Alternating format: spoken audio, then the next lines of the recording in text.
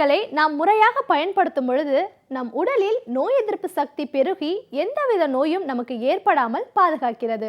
அந்த வகையில் இன்றைக்கு டாக்டர் கௌதமன் அவர்கள் என்ன மூலிகைகளின் பயன்பாடுகளை நம்மிடையே பகிர்ந்து கொள்ள வந்திருக்கிறார் என்பதை கவனிக்கலாம். நிகழ்ச்சியில் அடுத்த பகுதியாக வரவிருப்பது பல்லாண்டு வாழ்ந்திட. அன்பான கலைஞர் தொலைக்காட்சி நேயர்களுக்கு என்னுடைய இனிமையான காலை வணக்கங்கள். இன்றைக்கி நம்ம பார்க்கக்கூடிய தாவரத்துடைய பெயர் யானை நெரிஞ்சில் அப்படின்னு சொல்லக்கூடிய ஒரு செடி வகை தாவரம். அந்த யானை நெரிஞ்சில் பொதுவாகவே பார்த்திங்கன்னா வறண்ட பூமிகளில் அதிகமாக வளரக்கூடிய ஒரு தாவரம். மழை காலத்தில் நன்றாக வளர்ந்து படர்ந்திருக்கும். மழைக்காலம் முடிந்த பிறகு பார்த்திங்கன்னா அந்த இடத்துல அந்த நெரிஞ்சில் மிக பெருசாக இருக்கிறத நம்ம பார்க்கலாம். ஒரு கொண்டைக்கடலை எவ்வளவு பெருசாக இருக்குமோ அதே மாதிரி அந்த நெரிஞ்சில் விதை நம்ம தொங்கி கொண்டிருப்பதை நம்ம பார்க்க முடியும். நெரிஞ்சிலை போலவே யானை நெரிஞ்சிலும் சிறுநீரகம் சம்பந்தப்பட்ட பிரச்சனைகளுக்கு ஒரு மிகச்சிறந்த மருந்துன்னு சொல்லலாம். குறிப்பாக நிறைய ஆண்களுக்கு பார்த்திங்கன்னா அந்த யூரினரி ட்ராக் இன்ஃபெக்ஷன் வரும்போது ஒன்றுக்கு போனாலே கடுமையான எரிச்சல் ஏற்படுவதை நம்ம பார்க்கலாம். அதே போல் எரிச்சல் ஏற்பட்டு மீண்டும் மீண்டும் நீர் சுருக்குன்னு சொல்லக்கூடிய ஒரு பிரச்சனை ஏற்படுவதை நம்ம நிறைய பார்க்குறோம். அந்த மாதிரி பிரச்சனை ஏற்படும் போது இந்த யானை நெரிஞ்சிலுடைய ஒரு கிளையை மட்டும் வெட்டி எடுத்து தண்ணீரில் கழுவி விட்டு ஒரு டம்ளர் தண்ணியில் அப்படியே நம்ம போட்டு ஒரு 15 நிமிஷம் அப்படியே வச்சிடணும். அதன் பிறகு பார்த்திங்கன்னா அந்த கிளையை மட்டும் எடுத்துகிட்டு பார்த்தா அந்த தண்ணீர் ஒரு சிலைவா மாதிரி திக்காக இருக்கிறத நம்ம பார்க்கலாம். ஒரு சாறு மாதிரி தண்ணீராக இல்லாமல் ஒரு ஜெல் மாதிரி ஆகிருக்கிறத பார்க்கலாம். அந்த ஜெல் தண்ணீரை ஒரே ஒரு கிளாஸ் குடிச்சிட்டோன்னா அடுத்த 10 நிமிஷத்தில் பார்த்திங்கன்னா அந்த நீர் சுருக்கு முழுசாக மறைந்து போகிறத பார்க்கலாம். மதுரை, விருதுநகர், அருப்புக்கோட்டை இந்த மாதிரி இடங்கள்லாம் பார்த்திங்கன்னா இன்றைக்கும் நிறைய பேருக்கு நீர் சுருக்கு ஏற்படும். அதிகமான அமிலத்தன்மை இருக்கக்கூடிய ஒரு பூமின்னு நம்ம சொல்லுவோம். அந்த மாதிரி இடத்துல இருக்கவங்க கூட இந்த ஒரு யானை நெரிஞ்சிலிருந்து எடுக்கக்கூடிய இந்த ஒரு விஷயத்தை தான் இன்றளவும் மருந்துக்கு பயன்படுத்துகிறத நம்ம பார்க்குறோம். இன்றைக்கு நிறைய பேருக்கு சிறுநீரகம் சம்பந்தப்பட்ட பாதிப்புகள் ஏற்படுறதை பார்க்குறோம். கிட்னி ஃபெயிலியர் அப்படிங்கிறது இன்றைக்கு 100ல் ஒருவருக்கு ஏற்படக்கூடிய ஒரு பிரச்சனையாக வளர்ந்து இருப்பதை பார்க்குறோம். இதற்கு காரணம் என்ன அப்படின்னு கேட்டிங்கன்னா அதிகமான உப்பு சம்பந்தப்பட்ட உணவுகளை உட்கொள்வது, நீர் அருந்தாமல் உடலில் இருக்கக்கூடிய கழிவுகள் வெளியில் போவதற்கு அனுமதி அளியாமல் இருப்பது, எப்போதுமே ஏசியில் இருக்கிறது, குறிப்பாக இரவு நேரங்களில் தேவையான காற்றை சுவாசிக்காமல் ஏசியில் இருப்பது. இந்த மாதிரி இருக்கவங்க எல்லாருக்கும் என்னதான் நல்ல லைஃப் ஸ்டைலான ஒரு வாழ்க்கை இருந்தாலும் கூட சிறுநீரக செயல் குறைபாடு நோய் இன்றைக்கி ஏற்படுறதை பார்க்குறோம். நிறைய பேர் பார்த்திங்கன்னா ஆஃபீஸ்லேருந்து வீட்டுக்கு போகிறதுக்குள்ளே ஐயோ ஏசி இல்லைம்பாங்க, அங்கே போய் உடனே ஏசியில் இருப்பாங்க. திருப்பி வீட்டிலேருந்து அதே மாதிரி ஆஃபீஸ்க்கு வந்தாலும் சில்லுன்னு காற்று வேணும்னு ஏசியில் உட்காந்துப்பாங்க. அந்த மாதிரி இருக்கும்போது அவங்க சுவாசிக்கிறதுக்கு தேவையான ஆக்சிஜன் அளவு கூட இல்லாமல் ஏர் கண்டிஷன் இருக்கும்போது அவங்களுக்கு கிட்னி ஃபெயிலியராக மாறுது. அந்த கிட்னி ஃபெயிலியரை குறைப்பதற்கு பார்த்திங்கன்னா இந்த யானை நெரிஞ்சில் ஒரு மிகச்சிறந்த மருந்து. யானை நெரிஞ்சிலுடைய முழு தாவரத்தையும் எடுத்து பொடி செய்து வைத்து கொள்ள வேண்டும்.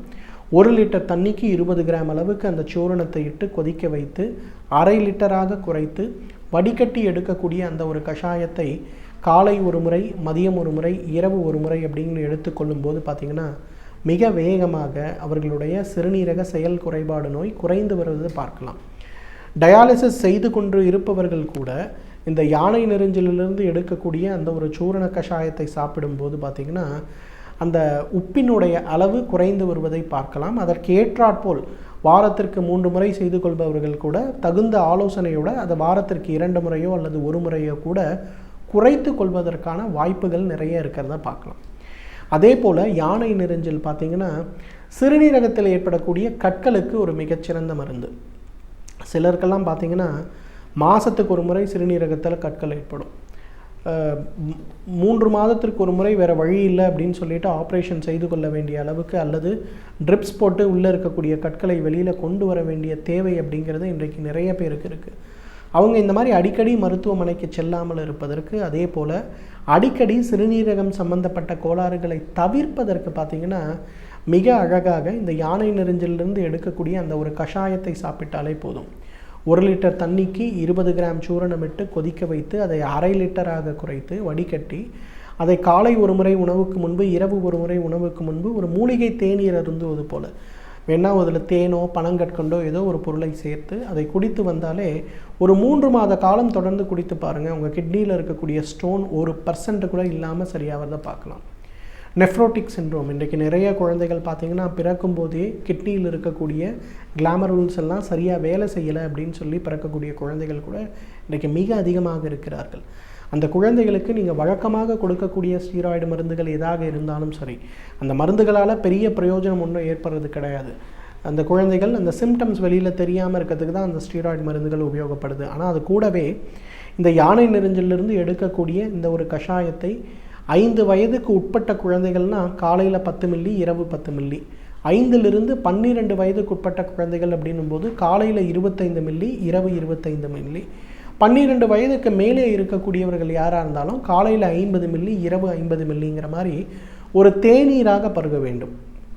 ஒரு 3 மாதம் கழித்து நீங்கள் வழக்கமாக எடுக்கக்கூடிய டெஸ்ட், அவங்க சிறுநீரகத்தில் எவ்வளோ புரோட்டீன் வெளியில் போகுது, அவர்களுடைய ரத்தத்தில் இருக்கக்கூடிய அல்புமின் அளவுகள் எவ்வளவு இருக்குது, அவங்க ரத்தத்தில் இருக்கக்கூடிய கிரியாட்டின் அளவு எவ்வளவு, யூரியா அளவு எவ்வளவு, யூரிக் ஆசிட் அளவு எவ்வளவு, அதே போல் ரத்தத்தில் இருக்கக்கூடிய மற்ற சத்துக்களுடைய அளவு என்னென்ன அப்படின்னு சொல்லி பரிசோதனை இது பார்க்கும்போது நல்ல ஒரு முன்னேற்றம் ஏற்படுவதை பார்க்கலாம். அந்த முன்னேற்றத்துக்கு ஏற்றாற்போல் அந்த ஸ்டீராய்டு மருந்துகளை எவ்வாறு குறைப்பது அப்படிங்கிறத பீடியாட்ரிஷியன் கிட்ட நீங்கள் கன்சல்ட் பண்ணியே சிறிது சிறிதாக குறைப்பதற்கு இந்த யானை நெரிஞ்சில் ஒரு மிகச்சிறந்த மருந்து என்றால் மிகையாகாது. நிறைய ஆண்களுக்கு பார்த்திங்கன்னா 65 வயதுக்கு மேற்பட்ட ஆண்களுக்கு உட்காந்துருந்தாலே கால் குபுகுபுன்னு வீங்க ஆரம்பிக்கிறத பார்க்கலாம். வீங்க ஆரம்பிக்குதுன்னு சொல்லிட்டு அவங்களுடைய உப்பு பரிசோதனை, அதே போல் அவங்க உடம்பில் ஏற்படக்கூடிய இரத்த குழாயில் ஏதாவது அடைப்பு இருக்கான்ற பரிசோதனை, அவங்க உடலில் இருக்கக்கூடிய சிறுநீரக பரிசோதனை எல்லாம் பண்ணி பார்த்தாலும் நார்மலாக இருக்கும். ஆனாலும் டயூரெட்டிக் சாப்பிட்டா அந்த மருந்து கொஞ்சம் கால் வீக்கம் குறையும், இல்லைனா கால் வீக்கம் இருந்து கொண்டே இருக்கும். அந்த மாதிரி இருப்பவர்கள் கூட இந்த யானை நெரிஞ்சிலிருந்து எடுக்கக்கூடிய அந்த ஒரு சூரணத்தை காலை ஒரு தேக்கரண்டி உணவுக்கு முன்பு, இரவு ஒரு தேக்கரண்டி உணவுக்கு முன்புன்னு சாப்பிட்டு ஒரு 3 மாத காலம் சாப்பிட்டாலே அந்த வீக்கம் அறவே மறைந்து போகிறத பார்க்கலாம். நிறைய பேர் இன்றைக்கு இளம வயதில் இருக்கவங்க கூட அலுவலகத்தில் பார்த்திங்கன்னா 12 மணி நேரம் 10 மணி நேரம் உட்காந்துருக்காங்க. அதே போல் பார்த்திங்கன்னா அவங்க வீட்லேயும் உடற்பயிற்சி எதுவும் செய்கிறது கிடையாது. இரவு நேரத்துலையும் உட்காந்து ஒரு 3 மணி நேரம் 4 மணி நேரம் வேலை செய்கிறாங்க. அப்போ என்ன ஆகுதுன்னா, உடலிலிருந்து வெளியேற வேண்டிய காலில் இருக்கக்கூடிய கழிவுகளுடைய அளவு சரியாக வெளியேறாமல் போகும்போது பாதங்கள்லாம் வீங்குது. படுத்து ரெஸ்ட் எடுத்து எழுந்திருக்கும் போது காலையில் இருக்காது. ஆனால் இது ஒரு பழக்கமாக அதிகமாகும் போது நாளடைவில் அது இதய நோயாகவோ சிறுநீரக நோயாகவோ வெரிகோஸ் வெயினாகவோ மாறுறதுக்கு நிறைய வாய்ப்பு இருக்குது. அதை தடுப்பதற்கு இந்த யானை நெரிஞ்சலுக்கு சக்தி உண்டு. எனவே யானை நெரிஞ்சலை பொறுத்தவரையிலும் சிறுநீரகம் சம்பந்தப்பட்ட எந்த ஒரு கோளாறாக இருந்தாலும் அது வராமல் தடுப்பதற்கும் வந்த பிறகு குணமாக்குவதற்கும் ஒரு மிகச்சிறந்த அருமருந்து. தகுந்த மருத்துவ ஆலோசனையின் பேரில் சரியான முறைப்படி இதை உபயோகப்படுத்தினோமேயானால் நம்மாலும் பல்லாண்டு காலம் ஆரோக்கியமாக வாழ்ந்திட முடியும். சமூகத்தில் பல நிகழ்வுகள் தொடர்ந்து நடந்து கொண்டே இருக்கின்றன. அவற்றில் நமக்கு தேவையானவற்றை எடுத்து நாம் நம் அறிவை எப்படி புலப்படுத்த வேண்டும் என்பதை பற்றி நம்மிடையே பகிர்ந்து கொள்ள வந்திருக்கிறார் மனுஷபுத்திரன் அவர்கள். நிகழ்ச்சியில் அடுத்த பகுதியாக வரவிருப்பது தீதும் நன்றும்.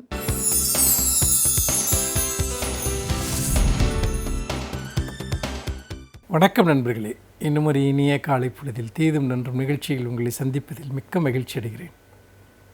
திருமணம் என்பதை 1000 காலத்து பயிர் என்று சொல்வார்கள். அந்த 1000 காலத்து பயிர் என்று சொல்வதனுடைய அர்த்தம் என்பது என்ன? ஒரு திருமணம் 1000 ஆண்டு காலம் இருக்க வேண்டும், நீண்ட காலம் இருக்க வேண்டும் என்கிற ஒரு அர்த்தத்தில் அது சொல்லப்பட்டதாக நான் நினைக்கவில்லை. மாறாக நீங்கள் ஒரு பயிரை நீங்கள் விளைவிக்கிற போது, ஒரு பயிரை நீங்கள் நடுகிற போது எத்தனை விதமான கவனங்கள் உங்களுக்கு இருக்க வேண்டும் என்பதுதான் அதில் சொல்லப்படுகிற உட்கருத்தாக இருக்கிறது. அதாவது ஒரு விவசாயி ஒரு நிலத்தை உழுது ஒரு பயிரிடுகிறான் என்று சொன்னால் அந்த நிலத்தில் எவ்வளவு உரம் வைக்க வேண்டும், எந்த அளவிற்கு அதை பராமரிக்க வேண்டும், எப்படி அதை பாதுகாக்க வேண்டும், அந்த நிலத்தினுடைய தன்மை என்னவாக இருக்கிறது, இதையெல்லாம் சேர்த்துத்தான் அந்த பயிர் வளருமா வளராதா என்பது நிர்ணயிக்கப்படுகிறது. இதையெல்லாம் தெரியாத ஒருவர் விவசாயம் என்கிற ஒன்றில் ஈடுபடுவதே அர்த்தமற்றது. உண்மையில் திருமணம் என்பது 1000 காலத்து பயிர் என்று சொல்லப்படுவதனுடைய அர்த்தம் என்பது ஒரு திருமணத்திற்கு தேவையான அடிப்படையான விஷயங்கள் ஒரு திருமணத்தில் இருக்கிறதா என்பதை நாம் பார்ப்பதில் தான் அடங்கியிருக்கிறது. ஆனால் பல சமயங்களில் நம்முடைய திருமணங்கள் அப்படித்தான் நடக்கின்றனவா? நம்முடைய சமூகத்தில் திருமணங்கள் அப்படித்தான் ஏற்பாடு செய்யப்படுகின்றனவா? சமீபத்தில் ஒரு முக்கியமான வழக்கில் சென்னை உயர்நீதிமன்ற நீதியரசர் கிருபாகரன் அவர்கள் ஒரு முக்கியமான தீர்ப்பை வழங்கியிருக்கிறார். அதாவது ஒரு விவாகரத்து வழக்கு. ஒரு தம்பதிகள், அவர்களுக்கு 2014ஆம் ஆண்டு திருமணம் நடக்கிறது. திருமணம் ஆன பிறகுதான் தெரிகிறது அந்த கணவருக்கு இருதய நோய் இருப்பதும் புற்றுநோய் இருப்பதும் அந்த பெண்ணிற்கு தெரிகிறது. திருமணமான மறுமாதத்திலிருந்தே அவர்கள் பிரிந்து வாழுகிறார்கள். அந்த வழக்கில் தான் விவாகரத்து அளிப்பது மிகவும் அவசியம் என்று கூறியிருக்கக்கூடிய நீதியரசர் அவர்கள் பல அடிப்படையான கேள்விகளை அதிலே எழுப்புகிறார். அதாவது அந்த திருமணம் ஆன பிறகுதான் இந்த நோய்கள் எல்லாம் அவருக்கு இருப்பது தங்களுக்கு தெரியும் என்று இந்த கணவரின் தரப்பில் சொல்லக்கூடியதை அவர் ஏற்கவில்லை. ஏனென்றால் உடனடியாக திருமணமான உடன் அந்த பெண்ணிற்கு அவருக்கு பிரச்சனைகள் இருப்பது தெரிந்து விடுகிறது. அந்த அடிப்படையில் தான் அவர் பிரிந்தே சென்று விடுகிறார். அப்படி இருக்கிற போது அவருக்கு மனவிலக்கு அளிப்பது மிகவும் முக்கியம். இந்த திருமண பந்தத்திற்குள் அவரை நீடிக்கச் செய்வது அநீதியானது என்பதை சொல்லுகிற நீதிபதி அவர்கள் திருமணத்திற்கு முன்பு நாம் எத்தகைய விஷயங்களை ஒரு ஆணையும் பெண்ணையும் திருமணம் செய்து வைக்கிற போது கணக்கில் எடுத்துக்கொள்கிறோம் என்கிற கேள்வியை நீதியரசர் அவர்கள் எழுப்புகிறார். அப்படி எழுப்புகிற போது இந்த உடல்நலம் சம்பந்தப்பட்ட விஷயங்களை அக்கறை செலுத்துவது, அதை பற்றிய ஒரு விழிப்புணர்வு நமக்கு மிக மிக முக்கியம் திருமண பந்தங்களை உருவாக்குகிற போது என்பதையும் நீதியரசர் அவர்கள் அதிலே மிக அடிப்படையாக வலியுறுத்துகிறார். ஏனென்று கேட்டால் நம்முடைய நாட்டில் ஏராளமான திருமணங்கள் அப்படி ஒரு ஆணுக்கு இருக்கக்கூடிய பிரச்சனைகளை மூடி மறைத்துவிட்டு, சில சமயம் பெண்ணுக்கு கூட அப்படி இருக்கலாம், மூடி மறைத்துவிட்டு அவர்களை திருமண பந்தத்திற்குள் தள்ளுவது, பிறகு அதனால் ஏற்படக்கூடிய பிரச்சனைகளின் காரணமாக மிக கடுமையான சிக்கல்கள் அவர்களுக்கு ஏற்படுவது என்பது இங்கு வழக்கமாகிவிட்டது. முக்கியமாக ஆண்களுடைய விஷயத்தில் தான் இது அதிக அளவில் நடக்கிறது. ஏனென்றால் அவர்களுக்கு உடல் ரீதியாக என்ன குறைபாடுகள் இருந்தாலும் அதை முற்றாக மறைத்து செய்யப்படுகிற திருமணங்கள் பின்னால் மிகப்பெரிய அளவிற்கான ஒரு நம்பிக்கை மோசடியாக கருதப்படுகிறது. இந்த சூழ்நிலையில் தான் ஒரு ஆணினுடைய உடல் தகுதி அல்லது உடல்நலம் பற்றிய செய்திகள் என்பது ஒரு திருமணத்தில் மிக மிக முக்கியம். நம்முடைய நாட்டினுடைய சட்டப்படி நீங்கள் திருமணத்திற்கு பின்பு திருமணத்திற்கு முன்பு ஒருவருடைய மருத்துவ சான்றிதழை கேட்க இயலாது. அது மட்டுமல்ல, நம்முடைய சமூக நடைமுறைகளும் அதை ஏற்பதில்லை. ஆனால் பல இடங்களில் அது ஒருபுறம் ஏற்கனவே அவர்களுக்கு உடல் ரீதியாக இந்த வழக்கில் இருப்பது போன்ற சில கொடூரமான நோய்களுக்கு அவர்கள் ஆட்பட்டவர்களாக இருக்கலாம், அல்லது வேறு பல நோய்கள், உதாரணமாக எய்ட்ஸ் போன்ற நோய்கள் அல்லது பால்வினை நோய்கள், இதற்கு ஆட்பட்டவர்கள் கூட அதை மறைத்துவிட்டு பெண்களை திருமணம் செய்து கொள்கிறார்கள். பிறகு அந்த நோய் அந்த பெண்களுக்கும் தொற்றி அவர்களும் ஒரு மிகப்பெரிய அபாயங்களை எதிர்கொள்ளக்கூடிய சூழல் பரவலாக இருக்கிறது. இப்படிப்பட்ட ஒரு சூழ்நிலையில் தான் எந்த விதமான விசாரணையும் இல்லாமல் மேற்கொள்ளப்படுகிற திருமணங்கள் அல்லது எந்த விதமான முறையான ஒரு மதிப்பீடும் இல்லாமல் செய்யப்படுகிற திருமணங்கள் என்பது மிக ஆபத்தான விளைவுகளை சம்பந்தப்பட்ட தம்பதிகளுக்கு கொண்டு வருகிறது, மன முறிவுகளை கொண்டு வருகிறது என்பதை நாம் சமூகத்தில் தொடர்ந்து பார்க்கிறோம். முக்கியமாக இதில் நாம் கவனிக்க வேண்டிய ஒரு விஷயம் என்னவென்றால், இந்த ஆண்மை குறைபாடு போன்ற விஷயங்கள் அல்லது மிக கடுமையான நோய்கள் உள்ளவர்கள், இது எல்லாமே திருமண பந்தத்தில் மிக மிக ஒரு பெரிய சிக்கலாக இன்றைக்கு இருந்து கொண்டிருக்கிறது. ஆனால் நாம் திருமணங்களை ஏற்பாடு செய்கிற போது நாம் எதை முதலில் பார்க்கிறோம்?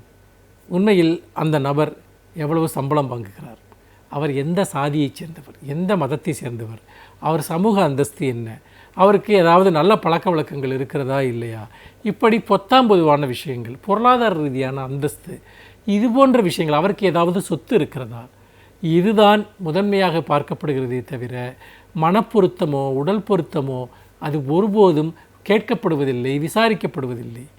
பல சமயங்களில் பொய் சொல்லி ஏமாற்றுகிறவர்கள் இருக்கிறார்கள் என்பது போலவே இதெல்லாம் ஒரு முக்கியமே இல்லை என்று நினைக்கக்கூடியவர்களும் இருக்கிறார்கள். அல்லது ஆண்களிடம் சில பிரச்சனைகள் இருந்தால் கூட திருமணத்திற்கு பின்பு அதெல்லாம் சரியாகிவிடும் என்று தங்களை தாங்களே ஏமாற்றி கொள்ளக்கூடிய பெற்றோர்களும் கூட இருக்கிறார்கள். இப்படி ஏற்பாடு செய்யக்கூடிய திருமணங்கள் இருக்கக்கூடிய இந்த பிரச்சனைகள் என்பது இன்றைக்கு ஒரு பெரிய ஒரு சிக்கலாக உருவாகி வருகிறது. ஏனென்றால் நம்முடைய சமூகத்தில் என்னதான் நீங்கள் இவ்வளவு ஒரு சுதந்திரமான ஒரு ஆண் பெண் உறவுகள், அதாவது அதற்கான வாய்ப்புகள் உருவாகி இருந்தாலும் கூட பெரும்பாலான திருமணங்கள் சாதிகளுக்குள் செய்யப்படுகிற திருமணங்களாக, மதங்களுக்குள் செய்யப்படுகிற திருமணங்களாக, ஏற்பாடு செய்கிற திருமணங்களாகத்தான் இருக்கின்றன. அதாவது சம்பந்தமே இல்லாதவர்கள், ஒருவருக்கொருவர் பரிச்சயம் இல்லாதவர்கள், எந்த பழக்கமும் இல்லாதவர்கள், அல்லது சம்பந்தமே இல்லாத குடும்பங்கள், அதற்கு முன் யாரென்றே தெரியாதவர்கள் எல்லாம் கூட இன்றைக்கு திருமண பந்தத்திற்குள் கொண்டு வரப்படுகிறார்கள். முன்பெல்லாம் பார்த்தீர்கள் என்றால் திருமண பந்தங்கள் என்பது ஒரு ஊருக்குள்ளாகவோ அல்லது தெரிந்தவர்கள் மூலமாகவோ நடக்கக்கூடிய ஒன்றாக இருக்கிறது. ஆனால் இன்றைக்கு அது சர்வதேச ரீதியான ஒரு விஷயமாக மாறிவிட்டது. பல சமயங்களில் நீங்கள் விளம்பரங்களின் மூலமாக அல்லது எங்கோ இருக்கக்கூடிய ஒரு நபர்களை தொடர்பு கொண்டு அதற்கான மிகப்பெரிய அளவிற்கான நிறுவனங்கள் கூட இன்றைக்கு உருவாகிவிட்டன. இப்படியாக ஒரு திருமணம் என்பது ஒரு பெரிய ஒரு சர்வதேச அளவிலான ஒரு வர்த்தக அமைப்புகளுக்குள் இன்றைக்கு கொண்டு வரப்பட்டு விட்ட பிறகு சம்பந்தம் இல்லாதவர்கள், அவர்களை பற்றி நாம் எந்த தகவலும் நமக்கு தெரியாது என்கிற நிலையில்தான் பல திருமணங்கள் ஏற்பாடு செய்யப்படுகின்றன.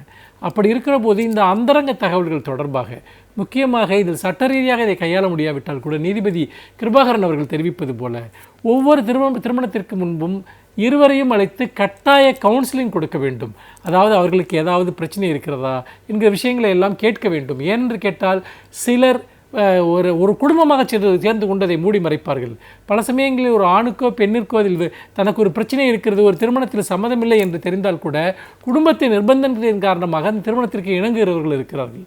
இந்த நிலையில் கவுன்சிலிங் கொடுப்பது, இதுபோல உடல்நல குறைபாடுகளை மறைத்து திருமணம் செய்வது ஒரு மிகப்பெரிய நம்பிக்கை மோசடி என்கிற ஒரு விஷயத்தை மக்களுக்கு ஒரு விழிப்புணர்வை ஏற்படுத்துவது, அறிவுறுத்துவது போன்ற பல விஷயங்களை நீதியரசர் அவர்கள் தெரிவித்திருக்கிறார்கள். எதிர்கால குடும்பங்கள் சிறப்பாக அமைய வேண்டும் என்றால் இந்த பிரச்சனையில் நாம் அக்கறை செலுத்த வேண்டும். இதற்கு ஒரு உரிய ஏற்பாட்டை செய்ய வேண்டும்.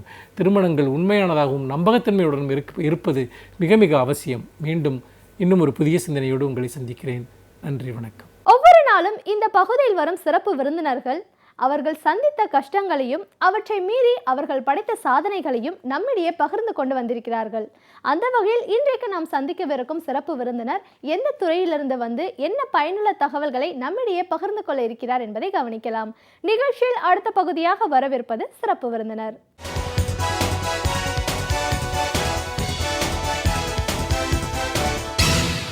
வணக்கம் நேர்களே, விடியலேவா நிகழ்ச்சியின் சிறப்பு விருந்தினருக்கான நேரம் இது. இன்றைய சிறப்பு விருந்தினர் இலக்கிய சிந்தனையாளர் கவிஞர் சேலம் சங்கர். ஒரு கவிஞரா, இலக்கிய சிந்தனையாளரா, ஒரு படைப்பாளியா, ஒரு நாடக ஆசிரியரா, இதழ் ஆசிரியரா, இவருடைய பயணம் எங்கிருந்து ஆரம்பமானது, இதுவரைக்கும் நடந்த பல சுவாரஸ்யமான அனுபவங்கள் என்னன்றதை அவர்கிட்ட கேட்டு நம்ம தெரிஞ்சுக்கலாம். வணக்கம் சார். வணக்கம். வணக்கம். ஒரு கவிஞரா, இலக்கிய சிந்தனையாளரா முதல்ல எங்கள் நிகழ்ச்சிக்கு உங்களை நாங்கள் வரவேற்கிறோம் சார். வணக்கம். நீங்கள் தமிழ், ஆங்கிலம், கன்னடம் இப்படி பல மொழிகளில் தேர்ச்சி பெற்றவராக இருக்கீங்க. பல மொழிகளில் உங்களுடைய படைப்புகள் இருக்குது. கவிதை அப்படின்னு சொல்லும்போது ஆங்கிலத்திலையும் நீங்கள் கவிதை எழுதியிருக்கீங்க, தமிழ்லையும் எழுதியிருக்கீங்க. அதை பல தலைவர்களோடு நீங்கள் பகிர்ந்தும் செஞ்சுருக்கீங்க. இந்த மாதிரியான ஒரு விஷயங்களில் ஒரு பன்முக கலைஞராக இருக்கிறது அப்படிங்கிறது ஒரு சாதாரணமான விஷயம் கிடையாது. எல்லா மொழிகளையும் முழுமையான ஒரு புலமை இருந்தால் மட்டும்தான் இதெல்லாம் சாத்தியப்படுத்த முடியும். உங்களுடைய வாழ்க்கை பயணத்தில் இதை பல நிலைகளில் நீங்கள் பண்ணிட்டு இருந்திருக்கீங்க. இன்னை வரைக்கும் அதை தொடர்ந்து செஞ்சுட்டு இருக்கீங்க.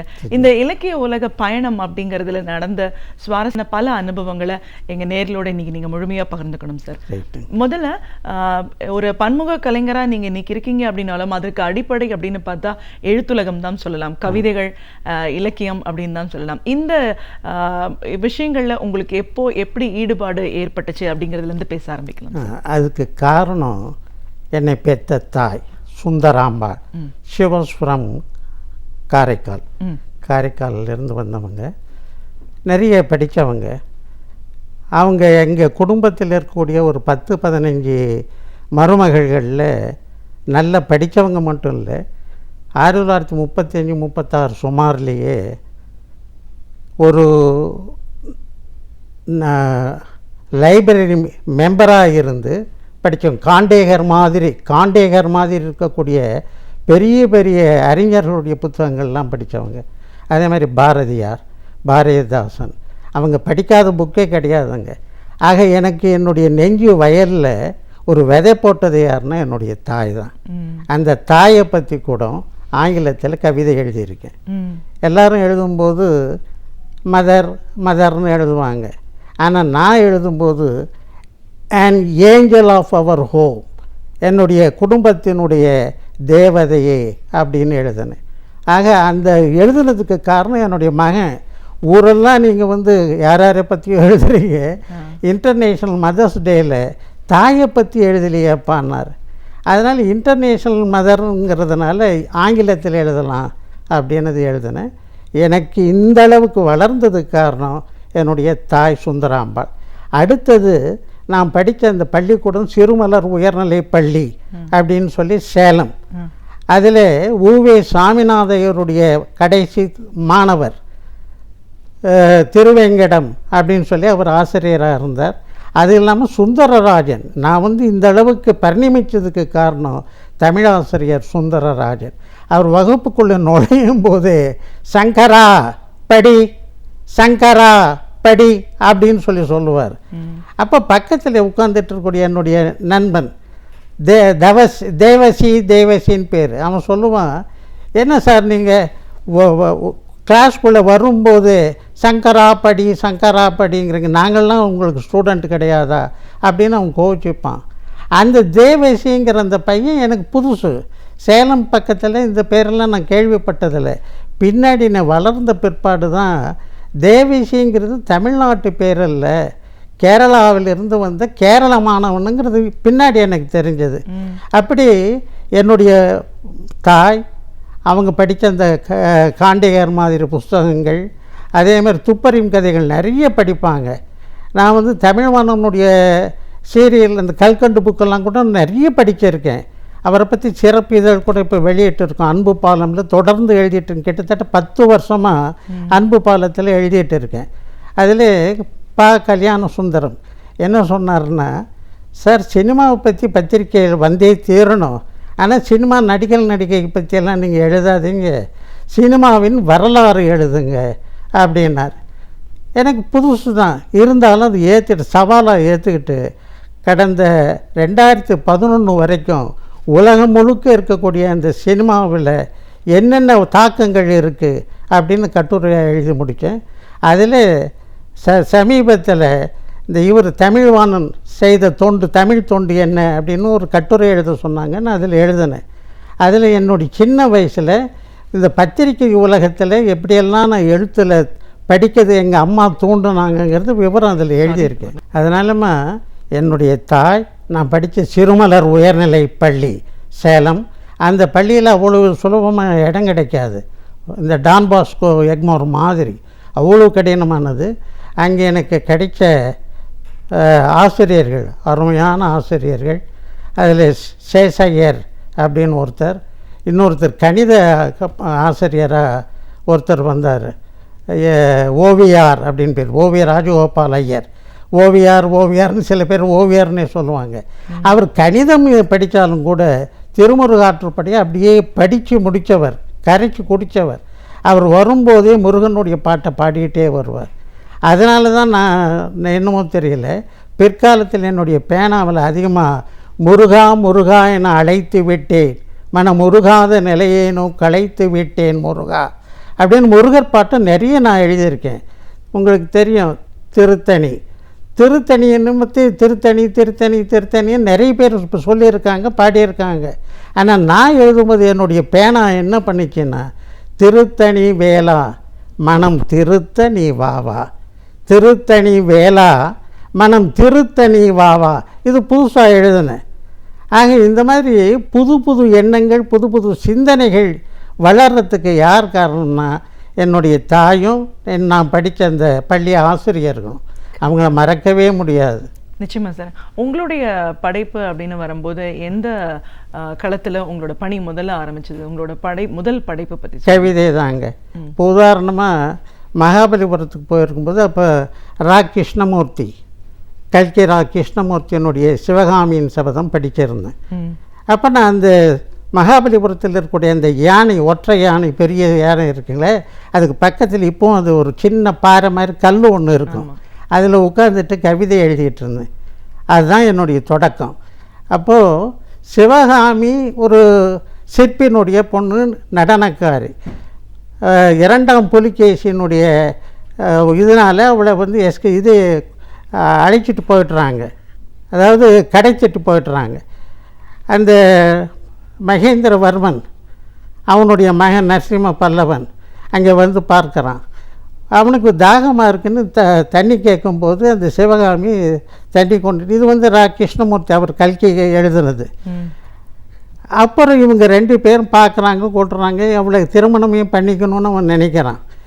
ஆனால் இன்னொரு ட்ரிப்பு வரும்போது அப்போ ஒரு போர், பல்லவ போரும் இந்த 2ஆம் புலிகேசி சம்மந்தமான போரெல்லாம் நடந்ததுனால அவன் வருகை கொஞ்சம் நின்று போகுது. அதுக்கப்புறம் அவன் வரும்போது அந்த சிற்பியும் காணும், அந்த வீடும் காணும், அவளும் காணும். இந்த சூழ்நிலையில் அவன் என்ன தப்பாக நினைக்கிறான், நம்மளை விட ஒரு பெரிய பேரரசன் சக்கரவர்த்தி கிடச்சி இருப்பான், அவள் போயிட்டா போல இருக்குன்னு தப்பாக நினைக்கிறான். அவன் அந்த மாதிரி பண்ணலை, தப்பாக நினைக்கிறான். அப்போ அவனுடைய மனநிலையை என் மனசுக்குள்ளே வச்சுட்டு நான் ஒரு பாட்டு எழுதினேன். அதில் எழுதும்போது, நிலவோ அந்த வானத்திலே நான் நின்றேன் இங்கே மோனத்திலே, வந்தாள் வஞ்சி தேரினிலே நான் இழந்தேன் நெஞ்சை பார்வையிலே, பார்த்தாள் பார்த்தாள் ஒரு பார்வை அந்த பார்வையில் கொண்டேன் மயக்கம், பனி போல் தொட்டாள் அந்த சுகத்தில் கண்டேன் சொர்க்கம், வெறும் ஏடா கிடந்த நெஞ்சினிலே அவள் எழுதி வைத்தாள் ஒரு நாடகத்தை, வசந்தமும் தென்றலும் வருகையிலே அவள் புரிந்து விட்டாள் வெறும் பாதகத்தை. உண்மையில் பாதகம் பண்ணல, இவனுடைய வியூ அதில் அப்படி நினைக்கிறான். கடைசியில் முடிக்கும்போது சூப்பராக முடித்தேன். மறந்தவள் மறைந்தே போகட்டும், அவள் மங்கள வாழ்வு வாழட்டும், நிலவில் அவள் முகம் தெரியட்டும், அந்த நினைவில் என் கதை முடியட்டும். இது கிட்டத்தட்ட 40 வருஷத்துக்கு முன்னாடி, 50 வருஷத்துக்கு முன்னாடி மகாபலிபுரத்தில் அந்த ஒற்றை யானையினுடைய பக்கத்தில் இப்போ அந்த கல் இருக்குது, நான் எழுதின அந்த சொல்லும் இருக்குது. ஆக கல்லில் கலை கண்டான் அப்படின்னு ஒரு பாட்டே உண்டு. அவன் பல்லவன் கல்லில் சிலை பண்ணான், நான் சொல்லிலே கவிதை பண்ணேன். அந்த கவிதை இன்னமும் நிறைய பேருக்கு, நிறைய இளைஞர்கள் மத்தியிலே உலாவிக்கிட்டு இருக்கு. கண்டிப்பாக சார். இப்போது ஒரு தமிழில் நிபுணத்துவம் படைத்தவர்கள் நிறைய பேரை நம்ம பார்த்துருக்கோம். அதில் வந்து கவிதை உலகம் அந்த பல களங்களில் அவங்களோட பணிகளை தொடர்ந்து பண்ணிட்டு இருக்காங்க. அப்படின்னாலும் நீங்கள் வந்து தமிழ் ஆங்கிலம் இரண்டையுமே உங்கள் கையில் எடுத்துட்டு இருக்கீங்க. ஆங்கிலத்திலையும் போயட்ரிஸ், போயம்ஸ் நிறைய எழுதியிருக்காங்க. எப்படி இது உங்களுக்கு 2 களங்கள்? அதுங்க ஒருத்தரை நான் பார்த்த உடனே அவர் மாதிரி ஆகணும்னு நினைப்பேன். காரணம், எங்கள் சேலம் குகையில் சௌடேஸ்வரி அம்மன் மண்டபம்னு ஒரு மண்டபம். அந்த மண்டபத்தில் தமிழ்நாட்டில் உள்ள அத்தனை பேராசிரியர்கள் பெருமக்களும் இங்கே வந்திருக்காங்க. நம்ம சிலம்பல் செல்லப்பன் வந்திருக்காரு, பழைய ஆளுங்க கொண்டல் இவர் சுவாமிநாதன் வந்திருக்காரு, நிறைய பேருங்க. அந்த மாதிரி அவங்களாம் வந்து வரும்போது அந்த மண்டபத்துக்கு அங்கே திருக்குறள் ராமசாமின்னு ஒருத்தர், அவர் மிகப்பெரிய பண்டிதர், எங்கள் சேலத்துக்காரர், அவர் தான் எப்பவும் தலைமை தாங்குவார். அங்கே அது பெரிய பேராசிரியர்கள்லாம் பார்த்து நான் யாருக்கிட்டையும் போய் படிக்கலை. இன்றைக்கி என்னுடைய பேருக்கு பின்னாடி நிறைய டிகிரி பார்க்கலாமே தவிர, நான் பள்ளிக்கூடத்தில் படித்தது வெறும் SSLC வரைக்கும் தான். அதுக்கப்புறம் நான் வந்து BA, MA, MEd, B.Ed அது மாதிரி வரிசை, அதே மாதிரி வரிசை நீங்கள் பார்த்தீங்கன்னா ஏகப்பட்டது இருக்கும். அந்த டிகிரியெல்லாம் நான் என்னுடைய சுய முயற்சியில் ஆஸ் எ ப்ரைவேட் கேண்டிடேட்டாக பண்ணேன். அதனால எனக்கு ஒரு ஆங்கிலத்தை பார்க்கும்போது இது மாதிரி நாம் எழுதணும். ஹிந்தியில் பார்க்கும்போது ஹிந்தியிலையும் எழுதியிருக்கேன். ஏ ஹமாரி மாத்ருபூமி ஹை அப்படின்னு ஒரு கவிதை. அது அற்புதமான கவிதைங்க. இது வரைக்கும் உலகத்தில் எந்த கவிஞனாக இருந்தாலும் சரி, தேசத்தை பற்றியோ அல்லது பிறந்த மண்ணை பற்றியோ எழுதலைன்னா அவன் கவிஞனே கிடையாது. ஸோ நான் அதில் எழுதும்போது அந்த முதுகெலும்பை முறித்தெடுப்போம், அதை தமிழில் சொல்கிறேன், ஹிந்தியில் எழுதுனதை தமிழில் சொல்கிறேன். முதுகெலும்பை முறித்தெடுப்போம், கொடி கம்பமாக்குவோம், நரம்பை கயிறாய் தெரித்து தேசிய கொடியை பறக்க விடுவோம். நான் நிறைய லைப்ரரியில் படிக்காத புக்ஸ் கிடையாதுங்க. இந்த தேசப்பற்று சம்மந்தமாக யார் யார் வெளிநாட்டில் படித்தாங்களோ அதனுடைய இங்கிலீஷ் தாக்கம் பூரா படிச்சிருக்கேன். ஆனால் யாருமே முதுகெலும்பை முறித்தெடுப்போம்,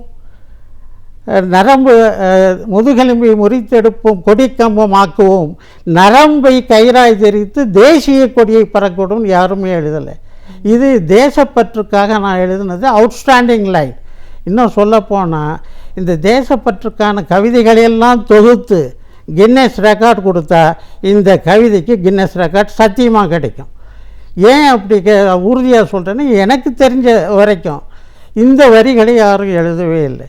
இது ஒவ்வொரு பதிவிலையும் தொலைக்காட்சி நாடகத்தில் பண்ணாலும் கூட அங்கே ஜான்சி ராணியை பற்றி எழுதும்போது இந்த லைனை அப்படியே நான் இங்கே போட்டேன். ஜான்சி ராணி நாடகத்தில் இது எழுதியிருக்கேன். இந்த நான் எழுதின என்னுடைய லைன்களையே எழுதியிருக்கேன். அந்த மாதிரி ஆங்கில கவிதை பார்க்கும்போது ஷேக்ஸ்பியரை பற்றி இப்போ சமீபத்தில் அமுதம் இந்த அன்பு பாலத்தில் ஷேக்ஸ்பியர் சிறப்பிதழ்னு போட்டாங்க. அதில் நான் எழுதியிருக்கக்கூடிய வரிகளெல்லாம் ஐயோ நாம் இதெல்லாம் விட்டுட்டோமே, இன்னும் கொஞ்ச நாள் தான் நாம் இருக்க போகிறோம், இது கூட நாம் பெர்னாட் ஷாவை பற்றி எழுதணும், இவனை பற்றி எழுதணுன்ட்டு துடிக்கிறேன்.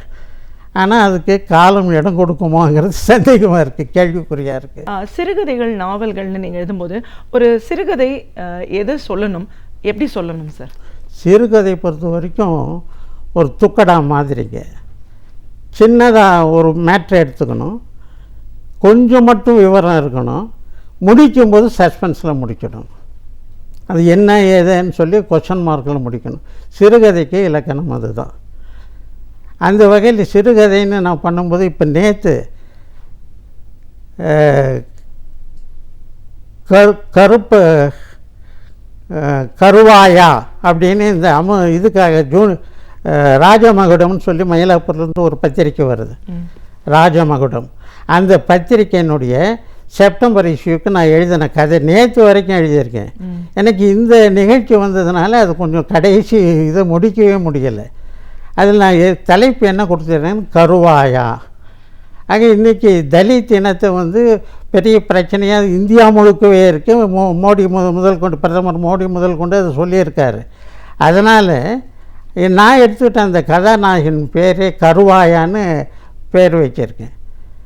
ஒரு கோயில், அந்த கோயிலில் நடக்கக்கூடிய அந்த நிகழ்ச்சியில் அந்த கருவாயனை அந்த கோயில் குருக்கள் எப்படியெல்லாம் அடிக்கிறாரு, இம்சை பண்ணுறாருங்கிறத காட்டிட்டு கடைசியில் முடிக்கும்போது கிருஷ்ண ஜெயந்தி நிகழ்ச்சிக்கு இவர் வர்றாரு, மைசூர்லேருந்து உடுப்பி சன்னிதானம் தலைமை தாங்கி வர்றாரு. தலைமை தாங்கி வரும்போது இந்த பையனை அடின்னு அடிக்கிறாங்க. காரணம் என்ன, தெருவில் போயிட்டு இருந்த ஒரு கண்ணுக்குட்டி, அந்த கண்ணுக்குட்டி சேரெல்லாம் விழுந்து இது பண்ணி எவனோ ஒருத்தன் கட்ட வண்டியை அது மேலே ஏற்றி காலையே முறிஞ்சு போய் அதுக்கு கட்டி வைத்தியம் பண்ணி அதை குணப்படுத்திட்டு ஊரெல்லாம் பெரிய பெரிய சொந்த செல்வந்தர்கள், அவன் பணக்காரங்க எல்லாருமே இது கொடுக்குறான், அந்த கோயிலுக்கு தானம் கொடுக்குறான். இந்த பையனுக்கு கருவாயனுக்கு கையில் காசு கிடையாது. அவன் வீடு வீடாக போய் தண்ணீரை மொண்டு கொடுத்து அதுக்கு ஒரு 2 பைசா 5 பைசா 10 பைசான்னு சேர்த்து அது வச்சிட்டு இருக்கான். இருந்தாலும் இதை அல்ப காசாக நினைப்பாங்க. இந்த கண்ணுக்குட்டியை, பசுவனுடைய கண்ணுக்குட்டியை தானமாக கொடுத்துடலாம். நானும் அனாதை, அந்த கண்ணுக்குட்டியை அனாதையாக இருந்து நாம் காப்பாற்றி இருக்கோம், அதனால் இது கண்ணுக்குட்டியை கொடுத்துடலான்னு அந்த சேரும் சிகதமாக இருக்க அந்த குருக்களுக்கு அதுக்கு பிடிக்கலை. அவனை அடின்னு அடிக்கிறார், இது போடா நாறுது, இது விழா சமயத்தில் இந்த கிருஷ்ண ஜெயந்தி வந்தது அப்படின்னு சொல்லிட்டு இருக்கும்போது அந்த விழாவுக்கு தலைமை தாங்க வந்தாருங்க. அவர் சொல்கிறாரு, கண்ணனும் கருப்பு தான், இந்த பையனும் கருப்பு தான், ஆக இவனை கருவாயனா நான் பார்க்கலை, கண்ணன் வடிவில் பார்க்குறேன். இவனை போய் இப்படி இம்சை பண்ணக்கூடாது. வாயத்த ஜீவனுக்கு அவன் ஹெல்ப் பண்ணுறான், உதவி பண்ணுறான், அது கட்டி அதுக்கு குணப்படுத்துகிறான். அந்த பையனை போய் இப்படி அடிக்கிறது மகா பெரிய தப்பு அப்படின்னு சொல்லி 2 நாள் எனக்கு உபசரணம் பண்ணுறதுக்கு அந்த பையனை விட்டுருந்தீங்க. தங்கமான பையன், என் வாழ்க்கையில் இப்படிப்பட்ட ஒரு பையனை பார்த்ததில்லை. அதனால் கிருஷ்ண ஜெயந்தி வந்தது, கிருஷ்ணனை கொண்டாடுறீங்க, ஆனால் கிருஷ்ணன் மாதிரி கலர் உள்ள இந்த கருவாயனை திட்டுறீங்க, அடிக்கிறீங்க, இது எனக்கு கொஞ்சம் கூட பிடிக்கலை. அதனால் ஜெயந்தி வந்தது, கிருஷ்ண ஜெயந்தி வந்தது, ஆனால் கிருஷ்ணன் வர காணோம் அப்படின்னு நான் இங்கே இந்த விருந்தினராக வந்தது போதும், நான் இந்த இடத்த விட்டு நகர்றேன்.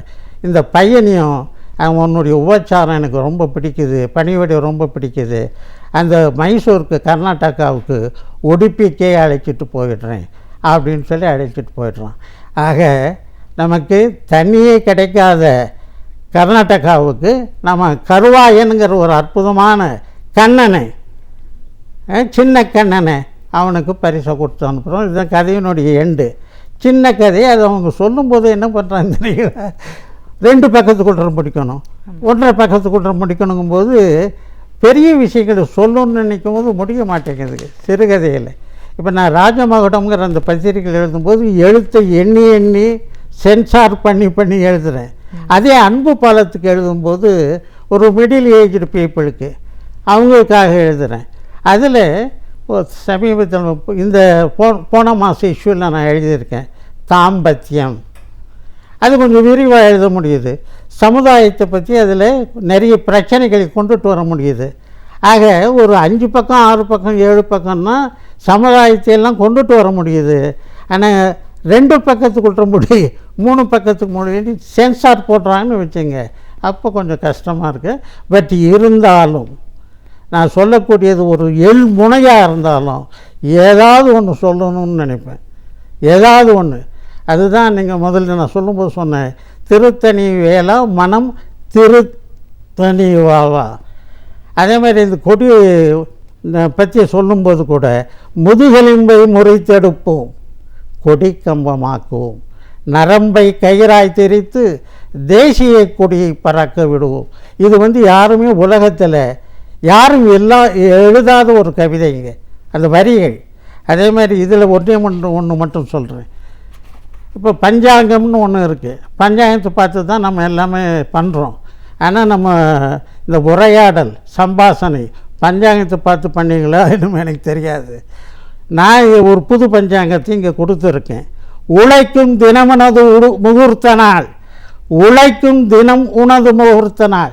முகூர்த்த நாள்னா எங்கேயோ இல்லை, நீ என்னைக்கு உழைக்கிறியோ அதுதான் முகூர்த்த நாள். இன்றைக்கி உங்களுக்கு முகூர்த்த நாள். ஏன்னா கரெக்டாக இந்த நிகழ்ச்சியை செய்துக்கிட்டு இருக்கீங்க. உறங்கா நேரமே நல்ல நேரம், உழைக்கும் தினமுனது முகூர்த்த நாள், உறங்கா நேரமே நல்ல நேரம், சோம்பிடும் பொழுதெல்லாம் ராகு காலம். புது பஞ்சாங்கம்ங்க, நியூ ஆல்மனக். சோம்பிடும் பொழுதெல்லாம் ராகு காலம், வீணடிக்கும் நொடி ஒன்றே யமகண்டம். ஆக பஞ்சாங்கத்தில் சொல்லக்கூடிய அதே முகூர்த்த நாள், அதே நல்ல நேரம், அதே ராகு காலம், அதே யமகண்டம் இதில் இருக்குது. ஆனால் பிளேஸ்மெண்ட் மட்டும் வித்தியாசமாக சொல்கிறேன். ஆக இந்த மாதிரி புது புது விஷயங்களை சொல்கிறதில் என்னுடைய எழுத்து பயணத்தில் நிறைய வெற்றி எனக்கு கிடைச்சிருக்கு. இப்போது எழுத்துன்னு நம்ம பேசும்போது ஒரு படைப்பாளியாக இருக்கிறவங்களுக்கு அவங்களோட வாசிப்பு எவ்வளோ முக்கியம் அப்படிங்கிறத சொல்லணும். நீங்கள் ஒரு இலக்கிய சிந்தனையாளராக நீங்கள் படித்த இலக்கியங்கள் பற்றி சொல்லுங்கள். ஒரு இலக்கியவாதி வாசிங்கிறத இலக்கியவாதி நிச்சயமாக இப்போ வாசிப்பு அவசியங்க. ஏன் அவசியம்னா அரிசி போட்டால் தான் சோறு வெளியில் வரும். அரிசியை போடாமல் வெறும் பானையை வச்சுட்டு கரண்டியால் கிளறிக்கிட்டே இருந்தால் சோறு கிடைக்காது. அதனால் எந்த ஒரு படைப்பாளியாக இருந்தாலும் அவன் வாசிக்கிற வாசிப்பு அவசியம்.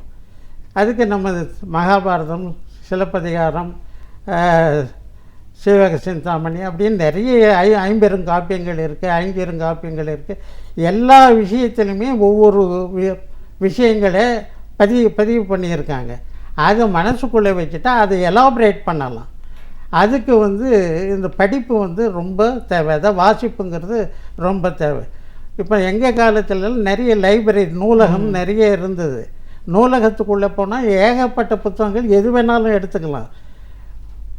என்னை நம்பினாலும் சரி நம்பலைன்னாலும் சரி, மெட்ராஸ் ஹைகோர்ட்டுக்கு எதிரில் லிங்கிச்செட்டி ஸ்ட்ரீட்டில் அந்த பழைய ஒரு லைப்ரரி, அங்கே இல்லாத லைப்ரரி கிடையாது. ஒரு அரசாங்கம் பண்ண வேண்டிய வேலையை அந்த சித்தாந்த நூற்பதிப்பு கழகமும் மறைமலையடிகளினுடைய நூற்பதிப்பு கழகமும் பண்ணிகிட்ருக்காங்க.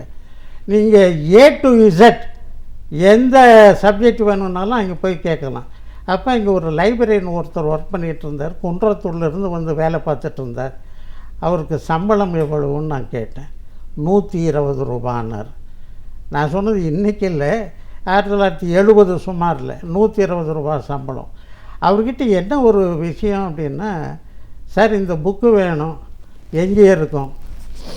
அந்த 3வது பீரோவில் 7வது லைனில் 12வது புக்கை பாருங்கள், நீங்கள் கேட்குற புக்கு இருக்கும் பாரு. எனக்கு அது இவ்வளோ ஆச்சரியமாக இருக்கே. உங்களுக்கு எவ்வளோங்க சம்பளம்? 120 ரூபா.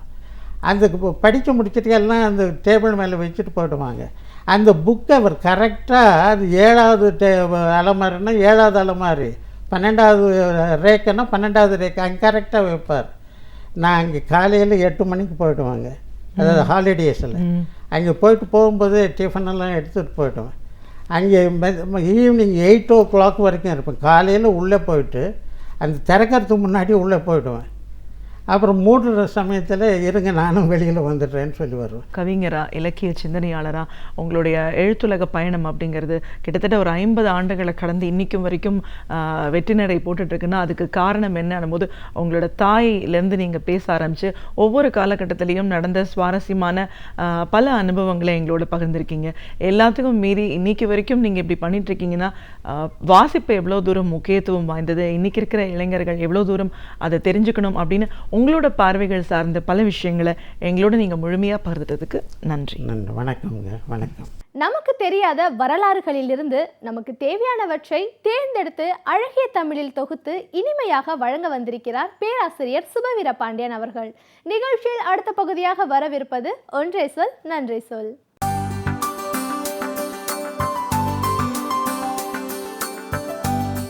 அனைவருக்கும் என் அன்பு வணக்கம். திருவள்ளுவர் சில இடங்களில் எதிர்மறையாக பேசுவது போல இருக்கும். ஆனால் அதற்குள்ளே நாம் எண்ணி பார்க்க வேண்டிய ஆழமான செய்திகள் பொதிந்து கிடக்கும். எப்போதும் நல்லது செய்தால் நல்லது, கெடுதல் செய்தால் தீங்கு என்றுதான் எல்லா நீதி நூல்களும் எல்லா மொழிகளிலும் எல்லா நாடுகளிலும் சொல்லித் தருகின்றன. ஆனால் வள்ளுவர் மிகவும் கவனித்து எல்லாவற்றுக்கும் ஒரே விதி பொருந்தாது என்பதை உணர்ந்து 2 இடங்களில் மாறுதலாக 2 செய்திகளை சொல்லுவார். நன்றாற்றலுள்ளும் கேடுண்டு என்பார். நல்லது செய்வதிலும் கூட தீங்குகள் உண்டு. இன்னொரு பக்கத்திலே சொல்லுவார், கேட்டினும் உண்டு ஓர் உறுதி என்பார். நன்றாற்றலுள்ளும் தவறுண்டு என்பது ஒரு பக்கம், கேடு செய்வதிலும் ஒரு நன்மை இருக்கிறது என்பது இன்னொரு பக்கம். நல்லது செய்வதிலேயும் குற்றம் வரும் என்று யாராவது சொல்லுவார்களா?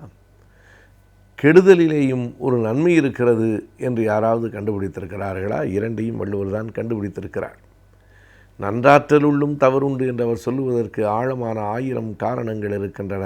அதற்கு விடையை அடுத்த வரியிலேயே சொல்லுகிறார்.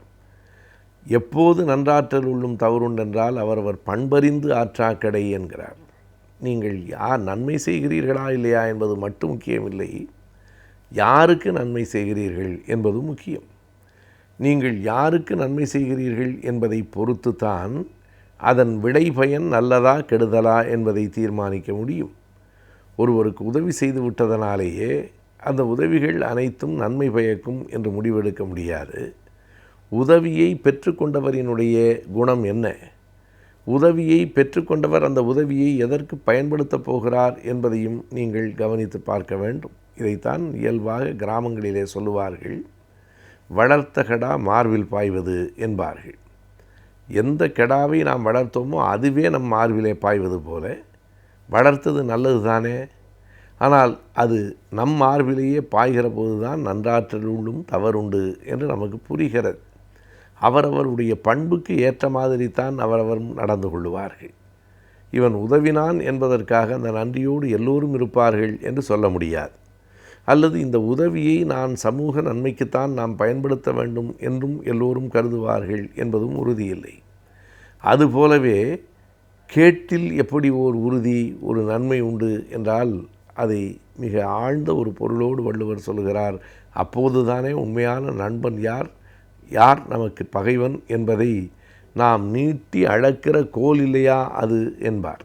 ஒவ்வொருவரையும் அளந்து பார்த்து கொள்வதற்கு, யார் நண்பன் யார் தீயவன் யார் பகைவன் என்பதை நாம் புரிந்து கொள்வதற்கு எப்போது வாய்ப்பு நமக்கு வந்து சேரும் என்றால் நன்மைகளாகவே நடந்து கொண்டிருக்கிற போது அந்த வாய்ப்பு நமக்கு கிடைக்காது.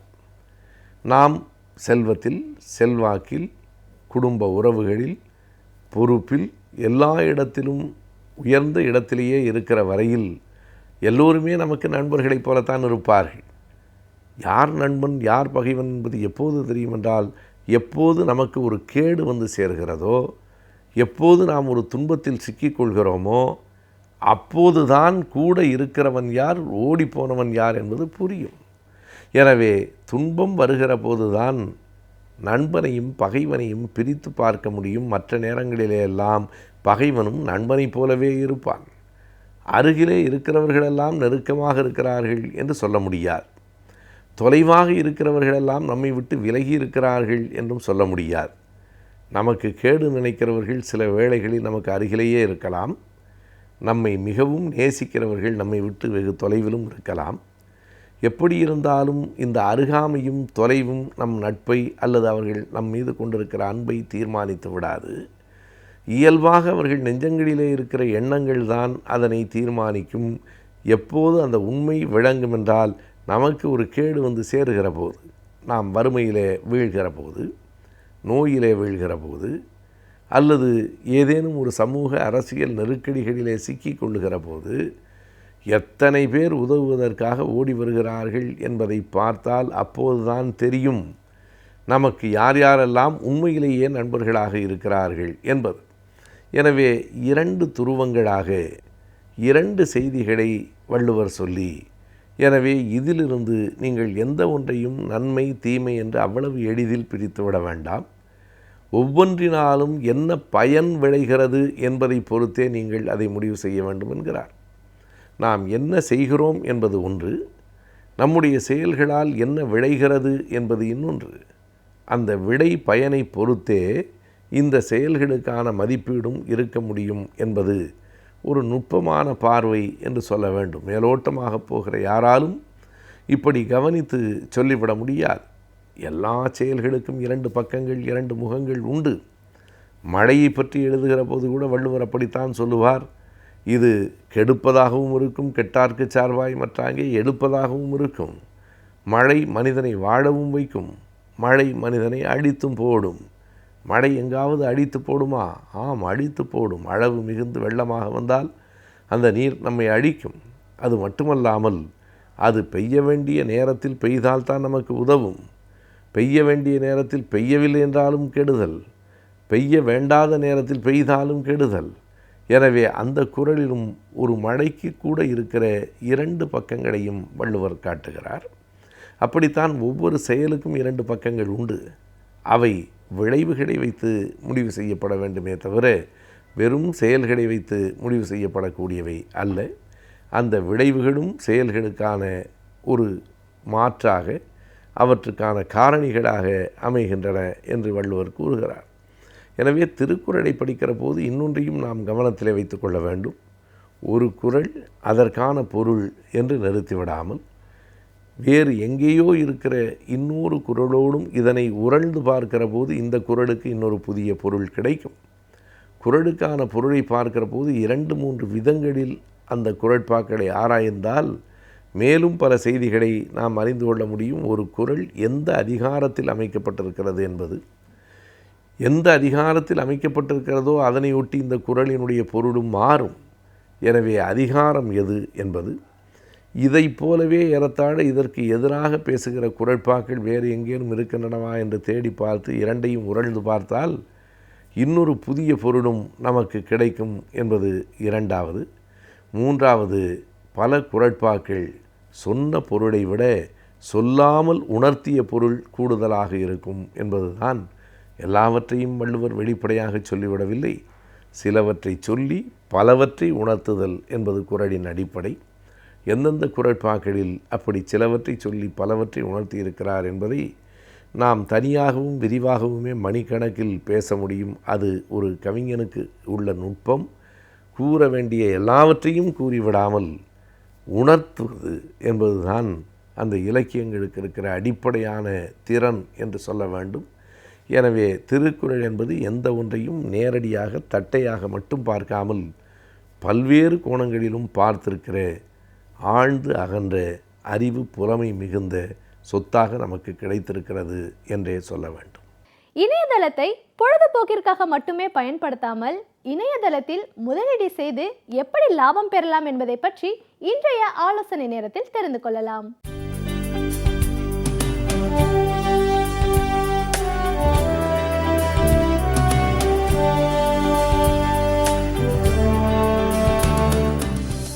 வணக்கம். இப்போ போன வாரம் நம்ம நிறைய விஷயங்கள் ஃபைனான்ஸ் மார்க்கெட்டிங்லாம் பற்றி பார்த்தோம். இப்போ மார்க்கெட்டிங் ஒரு கம்பெனிக்கு தேவையானது எப்படி ரிசர்ச் அண்ட் டெவலப்மெண்ட்டு, அதே மாதிரி ஃபைனான்ஸு, அதுக்கப்புறம் மார்க்கெட்டிங் தேவை. ஃபைனான்ஸில் வந்து நம்ம ஜென்ரலாக வந்து பேசியிருந்தோம் என்ன மாதிரி அப்ரோச் பண்ணணும்னு. இன் டெப்த் டீட்டெயிலாக வந்து என்ன மாதிரிலாம் ஃபைனான்ஸ் வாங்கலாம், என்ன மாதிரிலாம் ஈக்விட்டி வாங்கலாங்கிறத பின்னாடி பார்ப்போம். இப்போ வந்து மார்க்கெட்டிங் அப்படின்னா என்ன, மார்க்கெட்டிங்னா என்ன நினச்சிட்டு இருக்காங்கன்னா, எல்லோரும் நிறைய பேர் டேரெக்டாக டோர் டு டோர் தான் போய் பண்ணணும் அப்படிங்கிறதெல்லாம் நினச்சிட்டு இருக்காங்க. அது வந்து முன்னாடி பீரியடில் அப்படி தான் இருந்துச்சு. இப்போ வந்து எனி பிஸ்னஸ் ஆரம்பிச்சிங்கன்னா உலகம் முழுக்க நம்மளால் இங்கே உட்காந்துருந்த இடத்துலேருந்து நம்மளால் ரீச் பண்ண முடியும். நமக்கு எந்த கஸ்டமர் தேவையோ அவங்கள நம்ம கண்ணுக்கு முன்னாடி கொண்டு வர முடியும். அதுக்குண்டான செட்டப் இருக்குது. இப்போ நம்ம எங்கள் கம்பெனிலே நாங்கள் அந்த மாதிரி ஒரு டைப் ஆஃப் சர்வீஸ் பண்ணும்போது பார்த்திங்கன்னா, இப்போ எங்களுக்கு கேட்பாங்க, எங்களுக்கு வந்து என்ன மாதிரி நீங்கள் வந்து கொண்டு வந்து கொடுக்க முடியும், எப்படி எங்களுக்கு கிளைண்ட்ஸ் வருவாங்கன்னா, நம்மளால் டைரெக்டாக லீட்ஸுன்னு கொடுக்க முடியும். எக்ஸாம்பிள் இப்போ பார்த்திங்கன்னா, இப்போ வந்து ஒரு கம்பெனி நடத்திட்டு இருக்காரு. ஒரு எக்ஸாம்பிள் வந்து ஒரு தேங்காய் நாரில் ஒரு ஐட்டம், ஒரு டிசைனர் ஐட்டம் ஏதோ ஒன்று பண்ணி ஒரு மேனுஃபேக்சரிங் பண்ணக்கூடிய ஒரு கம்பெனியாக இருந்தாங்கன்னா, இவர் வந்து எல்லா பிளானிங் பண்ணிட்டார். இவருக்கு மார்க்கெட்டிங் வேணும். மார்க்கெட்டிங்னா என்ன, பொருளை வாங்கக்கூடிய ஆளுங்க வேணும். அவருக்கு ஒரு 4 பேர் தெரிஞ்சிருக்கலாம். இப்போ நம்ம என்ன பண்ணணும், இந்தியாவில் மட்டும்தான் பொட்டென்ஷியல் இல்லை, வேர்ல்டு ஃபுல்லும் பொட்டென்ஷியல் இருக்குது. இந்த வேர்ல்டு ஃபுல்லும் நம்ம எப்படி ரீச் பண்ணுறது அப்படின்னா, நம்மக்கிட்ட எந்த டேட்டா பேஸும் இல்லையா, கான்டாக்ட்லாம் இல்லையே அப்படின்னிங்கன்னா, ஒரு தகுந்த மார்க்கெட்டிங் சர்வீசஸ் பண்ணக்கூடிய ஒரு கம்பெனியை அணுகினீங்கன்னா அவங்க வந்து உங்களோட ப்ராடக்டை உலகம் முழுக்க கொண்டு வரக்கூடிய பண்ண முடியும். அவங்க என்னென்ன பண்ணுவாங்க, எக்ஸாம்பிள் எங்களுது பண்ணுற மாதிரி, நாங்கள் பண்ணுற மாதிரி தான். என்ன மாதிரி பண்ணுவோம் அப்படின்னிங்கன்னா, இப்போ இந்த கம்பெனியை வந்து இந்த கம்பெனியோட ப்ராடக்ட்டு ஒரு காயர் ப்ராடக்ட்டு, தேங்காய் நார் சம்மந்தப்பட்ட ப்ராடக்ட்டுன்னு வச்சுக்கோங்களேன். இந்த ப்ராடக்டை வந்து யார் வாங்குவாங்க, இந்த வாங்கக்கூடியவங்க எந்தெந்த கண்ட்ரியில் இருக்காங்க, இவங்களோட ஏஜ் ப்ரொஃபைல் என்ன மாதிரி இருக்கிறவங்கலாம் வாங்குவாங்க, இதை வாங்குறவங்க எதுக்கு யூட்டிலைஸ் பண்ணுவாங்க, இது ஏன் வாங்கணும், இந்த செக்டாரை நம்ம ரிசர்ச் பண்ணணும். இந்த ரிசர்ச் பண்ணதுக்கப்புறம் இந்த செக்டாரில் இருக்கக்கூடிய பீப்புளுக்கு இங்கே உங்களோட நீங்கள் என்னென்ன மாதிரியான ப்ராடக்ட்ஸ்லாம் பண்ணுறீங்களோ இந்த ப்ராடக்டை ஒரு வெப்சைட் மாதிரி ஒன்று க்ரியேட் பண்ணி அந்த ப்ராடக்டை வந்து அதில் கேட்டலாக் பண்ணணும். கேட்டலாக் பண்ணோன்னா இன்றைக்கி வந்து சோஷியல் மீடியா ரொம்ப ரொம்ப பவர்ஃபுல்லாக இருக்கிறதுனால, ஃபேஸ்புக்கோ லிங்க்டனோ என்ன மாதிரி பவர்ஃபுல்லாக இருக்கிறதுனால அதுலேயும் ஒரு ப்ரொஃபைல் க்ரியேட் பண்ணிவிட்டு இந்த ரெண்டுத்தையும் வந்து நம்மளோட ப்ரொஃபைலில் வச்சுக்குவோம். ஒன்று வெப்சைட்டு, இன்னொன்று சோஷியல் மீடியா ப்ரொஃபைல். இதை வந்து ஒரு கஸ்டமரை நம்ம இன்ட்ராக்ட் பண்ணும்போது நம்ம கஸ்டமரை புல் பண்ணி இது ரெண்டுத்தையும் பார்க்க வைப்போம்.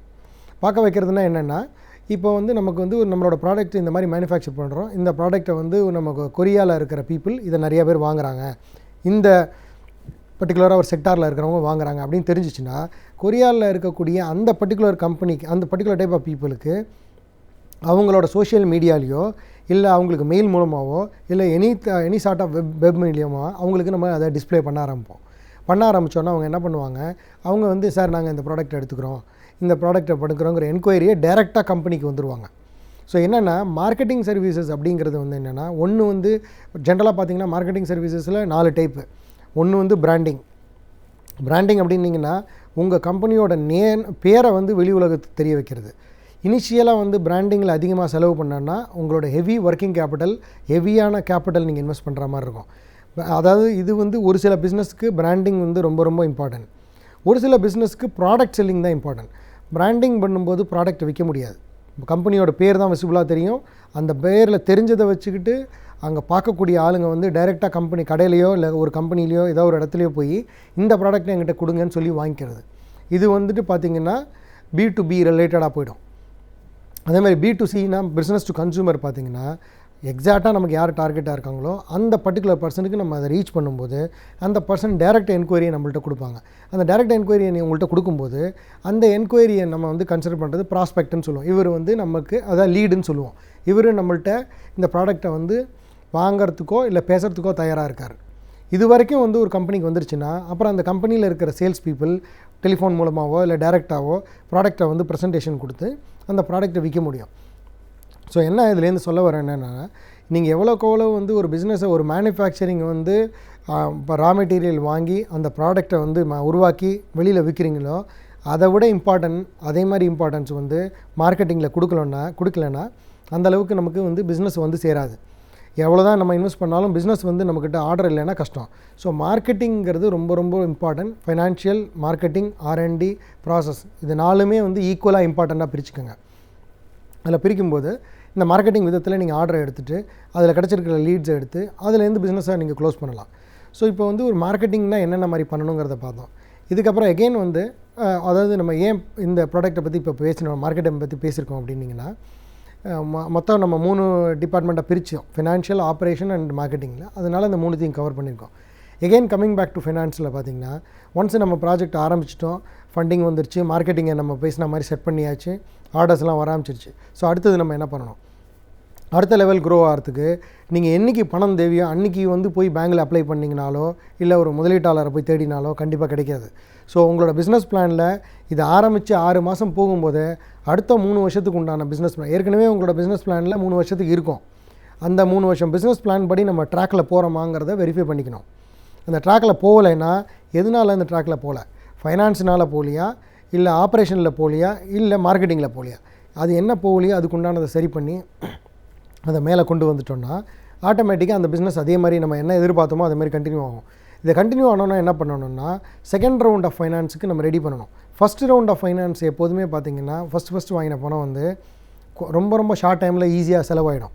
ஸோ அதனால் செகண்ட் ரவுண்ட் ஆஃப் ஃபைனான்ஸு வந்து ஃபஸ்ட்டு ஆரம்பிக்கும் போதே அந்த பிளானில் இன்க்ளூட் பண்ணி இதுக்குள்ளே போக ஆரம்பிச்சிடணும். அதுக்குண்டான பேங்க் ஃபண்டிங்க்கு இல்லை ப்ரைவேட் ஃபைனான்ஸோ இல்லை முதலீட்டாளரையும் நம்ம தேடணும். இப்போ என்ன மாதிரியான நம்ம ஃபண்டிங் வாங்கலாம் அப்படின்னிங்கன்னா, நம்ம இந்த ஃபண்டிங்கை வந்து நம்ம முன்னாடியே ப்ரிப்பேர் பண்ணியிருந்தாலுமே அப்ரோச் பண்ணுறது 6 மாதம் கழித்து தான் நம்ம அப்ரோச் பண்ணுறோம். அந்த 6 மாதம் வரைக்கும் நம்மளோட கேஷ் ஃப்ளோ நமக்கு என்ன வருதுங்கிறது பேங்க்கில் எல்லாமே ரெக்கார்ட் ஆகிருக்கும். ஸோ அதுவே வந்து வெளியில் நீங்கள் அடுத்த ரவுண்டு ஃபண்டிங் பண்ணும்போது ப்ரூஃப் ஆகிடும். ஸோ வந்து ஒருத்தவங்க வந்து உங்களை கன்சிடர் பண்ணும்போது ஓகே உங்களுக்கு ஒரு நாளைக்கு 20,000 கேஷ் உள்ளே வருது, ஒரு மாதத்துக்கு 6 லட்ச ரூபா பண்ணுறீங்க, ஒரு வருஷத்துக்கு 36 லட்ச ரூபா பண்ணுறீங்கன்னா உங்களுக்கு வந்து இவ்வளோ ரூபாய்க்கு டர்ன் ஓவர் பண்ணக்கூடிய சக்தி இருக்குன்னா உங்களுக்கு என்ன ஒர்க்கிங் கேபிட்டல் 40% ஒர்க்கிங் கேபிட்டலோ 40% ரா மெட்டீரியல் காஸ்ட்டு 15% 20% வந்து ஒர்க்கிங் கேபிட்டல் காஸ்ட்டுன்னு தெரிஞ்சிச்சுன்னா அதுக்கேற்ற மாதிரி ஃபண்டிங்கை நம்ம அப்ரோச் பண்ண முடியும். ஸோ இப்போ நீங்கள் வந்து இந்த கேஷ் ஃப்ளோவை பேஸ் பண்ணி நம்ம பிஸ்னஸ் ஃபைனான்ஷியல் வந்து ஒரு பிளானை ரெடி பண்ணி அதை பேங்க்கில் கொடுக்கும்போது அதுக்குண்டான பேங்க் ஃபண்டிங் வரும். பேங்க் ஃபண்டிங்கில் என்னென்ன எகெயின் இருக்குது அப்படின்னிங்கன்னா again term loan, working improvement loan, இதில் வந்து நிறைய பார்த்திங்கன்னா மாடர்னைசேஷன் இல்லை டெக்னாலஜி அப்கிரேடேஷன், நிறைய government schemes, government grants, subsidy நிறையா இருக்குது. கண்டினியூஸாக எப்போதுமே வந்து ஒரு பிஸ்னஸ் ஆரம்பிக்கும் போது இதுக்கு என்னென்ன மாதிரியான எப்படி நம்ம மார்க்கெட்டிங் ஃபினான்ஸ் பேசினோமோ அதே மாதிரி இதுக்கு என்னென்ன மாதிரியான கவர்மெண்ட் ஸ்கீம்ஸ் கிடைக்கும், இதில் என்னென்ன மாதிரியான டேக்ஸ் எல்லாம் நமக்கு வந்து சேரும், அதை எப்படிலாம் நம்ம பேசுகிறதுக்கு தயாராக இருக்கணுங்கிறத நம்ம முன்னாடியே பிளான் பண்ணிக்கணும். ஸோ இந்த ஃபண்டிங்கில் பார்த்திங்கன்னா எகெயின் இன்ஸ்டிடியூஷனல் ஃபண்டிங்கு, அப்புறம் பார்த்திங்கன்னா டேர்ம் லோன், ஒர்க்கிங் கேபிட்டல் ஏற்கனவே பேசின மாதிரி இருக்குது. அடுத்தது இதை பற்றி நிறைய வந்து ஈக்விட்டி, இது ஒன்ஸ் 6-7 மாதம் ஆகிடுச்சுன்னா ஈக்விட்டி வந்து வரும். ஈக்விட்டிங்கிறது முதலீடு. இதை பற்றி நிறைய, இது பெரிய சப்ஜெக்ட்டு, இதை பற்றி மேலே வர வாரங்களில் பார்ப்போம். வணக்கங்க. நாம் கற்றுக்கொள்ளும் ஒவ்வொரு விஷயத்தையும் மற்றவர்களோடு பகிர்ந்து கொள்ளும் பொழுதுதான் நமக்கு பயனுள்ளதாக இருப்பதோடு அவர்களுக்கும் பயனுள்ளதாக அமைகிறது. அந்த வகையில் இன்றைக்கு டாக்டர் கார்த்திகேயன் அவர்கள் என்ன பயனுள்ள தகவல்களை நம்மிடையே பகிர்ந்து கொள்ள வந்திருக்கிறார் என்பதை கவனிக்கலாம். நிகழ்ச்சியில் நிறைவு பகுதியாக வரவிருப்பது கற்றலும் கற்பித்தலும்.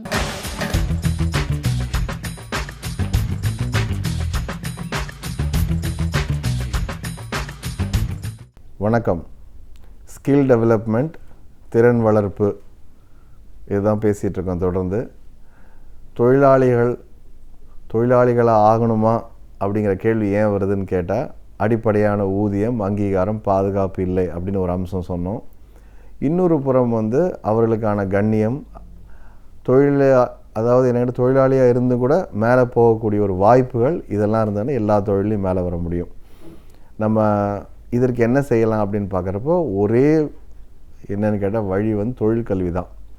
இப்போ நீங்கள் என்ன செய்யணும்னு கேட்டால், எத்தனை இதில் பள்ளிக்கூடங்கள் இருக்குது, பள்ளிக்கூடங்கள் இருக்கும் அளவிற்கு தொழிற்கூடங்கள் இருக்கா? தொழிற்கூடம்னா தொழில் கல்விக்கூடங்கள்.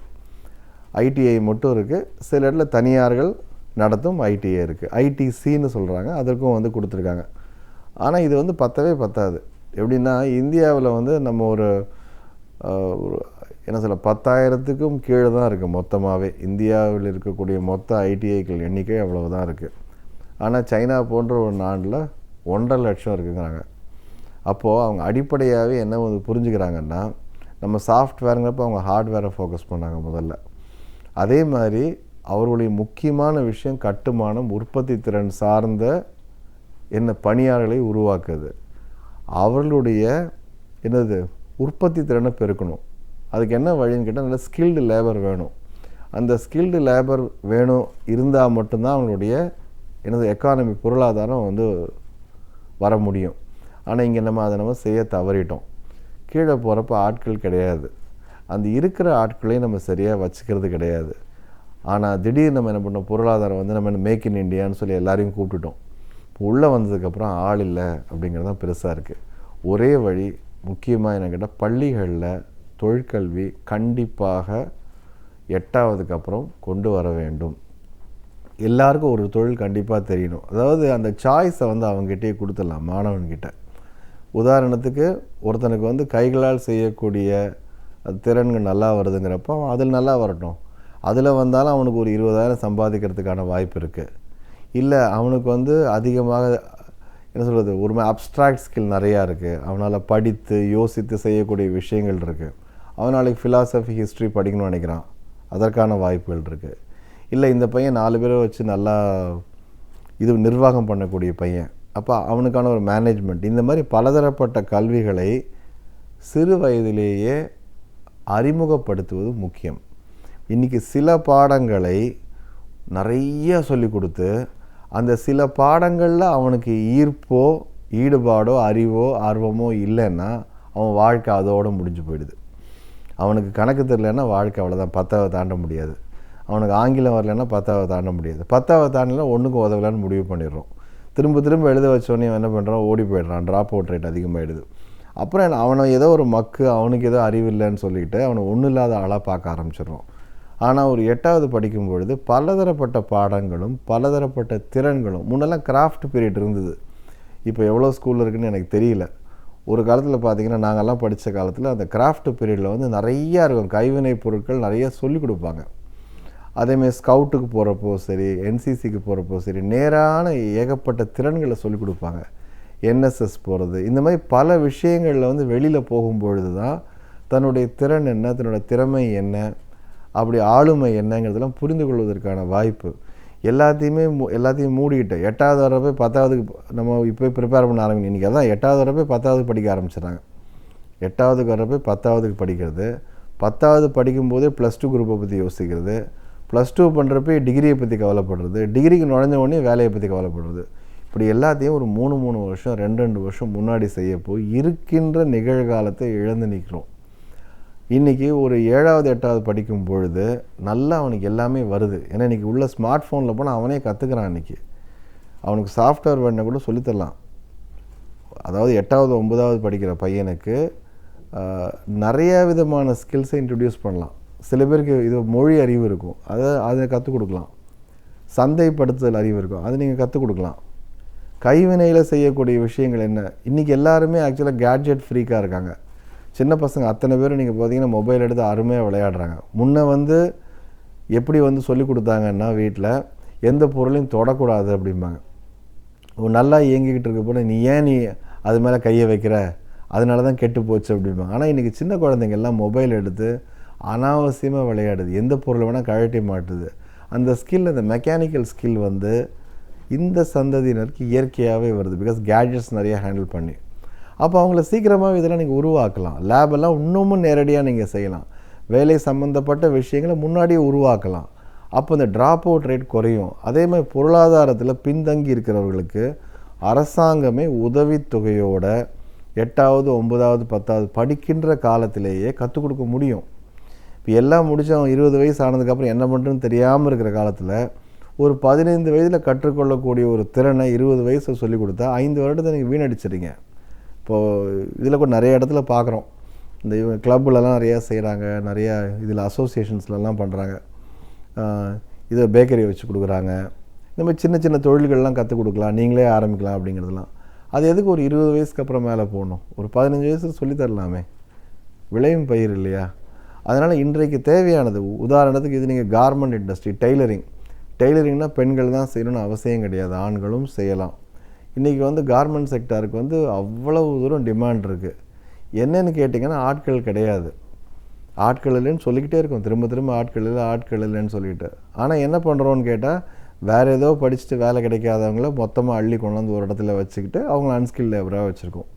ஆனால் இவங்களை முன்னாடியே சொல்லிக் கொடுத்து, இவங்களுக்கு முன்னாடியே சர்டிஃபை பண்ணி இன்னமும் நல்லா அவங்க ப்ரொடக்டிவிட்டி பண்ணக்கூடிய அளவுக்கு ஒரு நல்ல தொழிலாளிகளை நம்ம உருவாக்கியிருந்தோன்னா நம்முடைய உற்பத்தி திறன், நம்ம லாபம், நம்முடைய சந்தை எல்லாம் ரொம்ப நல்லா போயிருக்கும். இப்போவும் கெட்டு போகலை. பள்ளிக்கூடங்களில் தான் இதை ஆரம்பிச்சாகணும். ஐடிஐக்கள் நிறைய துவங்கப்படணும். அதே மாதிரி இதில் கல்லூரிகளில் கூட நீங்கள் எந்த படிப்பு படித்தாலும் சைடில் ஒரு தொழில் கற்றுக்கலான்னு வைக்கணும்.